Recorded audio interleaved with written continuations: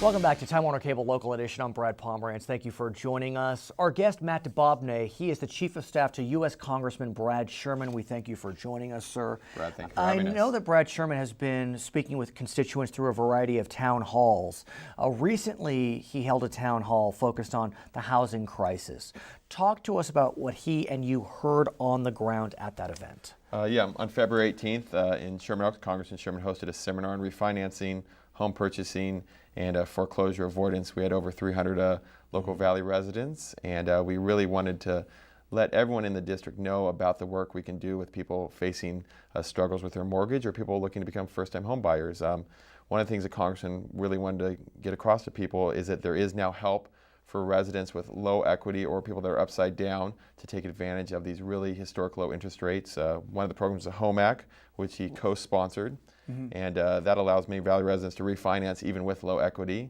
And anyone that's watching today can call our office at 818-501-9200, talk to one of our caseworkers, and get help with their mortgage and find out more about the Home Act. As you probably know, 49 states recently entered into a settlement with the major banks, a $25 billion settlement. And a lot of folks are asking me, what can I do to access the benefits of that settlement? Is this something that the federal government will administer? Should we contact the congressman's office if we're interested? I know both the federal and state governments were involved in that lawsuit. I'd encourage anyone watching today to call our office, 818-501-9200 again, or email the congressman at brad.sherman@mail.house.gov, and we'd be happy to look into that for them and get them the answers they need. And we really do have a priority right now in helping people facing problems with their mortgages, because as everyone knows, in the Valley, your income and also what you take home, most of your disposable income is based on your mortgage payment. So if we can help people refinance or stay in their homes, that has a ripple effect throughout the community. What about the issue of the conforming loan limit? Because that always can be a source of contention, especially in markets where it's more expensive to get into a home. Yes. You know, Congressman Sherman for over a decade has been really trying to push in the Congress, working in a bipartisan way to increase the conforming loan limit.